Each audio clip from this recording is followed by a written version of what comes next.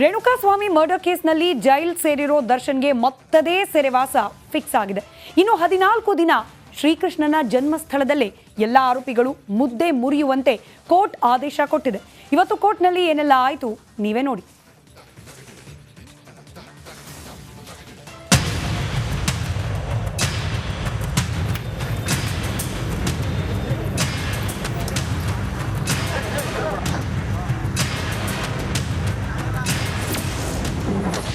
ದಾಸನ ಗ್ಯಾಂಗ್ಗೆ 14 ದಿನ ಸೆರೆವಾಸ.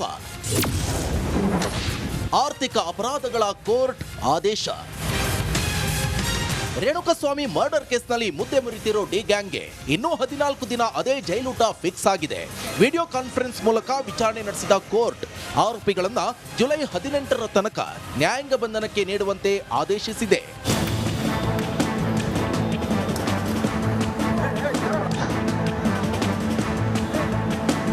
ಇತ್ತ ಅನ್ನಪೂರ್ಣೇಶ್ವರಿ ಠಾಣಾ ಪೊಲೀಸರು ತನಿಖೆ ಚುರುಕುಗೊಳಿಸಿದ್ದಾರೆ. ರೇಣುಕಾಸ್ವಾಮಿ ಮರ್ಡರ್ ಕೇಸ್ನಲ್ಲಿ ಈವರೆಗೆ 83.65 ಲಕ್ಷ ರೂಪಾಯಿ ವಶಕ್ಕೆ ಪಡೆಯಲಾಗಿದ್ದು ಹಣದ ಮೂಲ ಪತ್ತೆಗೆ ಮುಂದಾಗಿದ್ದಾರೆ.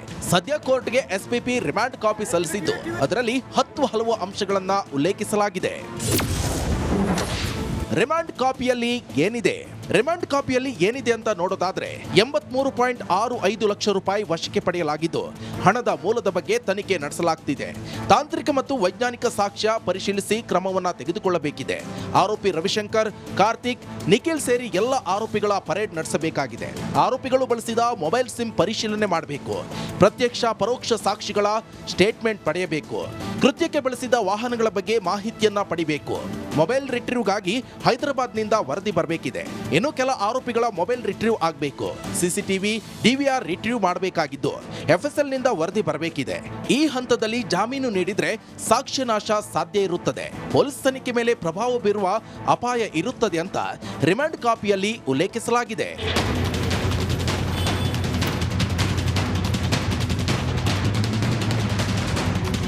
ಹದಿನಾಲ್ಕು ದಿನಗಳ ಹಿಂದೆ ಏನು ಈ ಆರೋಪಿಗಳನ್ನ ನ್ಯಾಯಾಂಗ ಬಂಧನಕ್ಕೆ ಒಳಪಡಿಸಿದ್ರು, ಆವತ್ತಿನಿಂದ ಇವತ್ತಿನವರೆಗೆ ಯಾರ್ಯಾರ ಹೇಳಿಕೆಗಳನ್ನ ಪಡೆದುಕೊಂಡಿದ್ದಾರೆ, ಯಾವ ರೀತಿ ತನಿಖೆ ಮುಂದುವರೆದಿದೆ ಅನ್ನೋದು ಇವತ್ತಿನ ರಿಮಾಂಡ್ ಅರ್ಜಿಯಲ್ಲಿ ಅದನ್ನ ತೋರಿಸಿದಾಗ ಕಾಣ್ತಿದೆ ನಮಗೆ. ಅದನ್ನು ನಾವು ಪರಿಶೀಲಿಸಿ ಮುಂದಿನ ಮಾಹಿತಿ ನಾವು ನೀಡಬಹುದು, ಹೆಚ್ಚಿನ ಮಾಹಿತಿ. ಸದ್ಯಕ್ಕೆ ಡಿ ಗ್ಯಾಂಗ್ಗೆ ಇನ್ನೂ 14 ದಿನ ಜೈಲೂಟ ಫಿಕ್ಸ್ ಆಗಿದೆ. ಇಡೀ ಪ್ರಕರಣ ಮುಂದೆ ಇನ್ನು ಯಾವ ತೀರ್ವನ್ನ ಪಡೆದುಕೊಳ್ಳುತ್ತೋ ಅನ್ನೋದು ತನಿಖೆ ನಂತರವಷ್ಟೇ ತಿಳಿದು ಬರಬೇಕಿದೆ. Bureau report, republic Kannada, Bengaluru.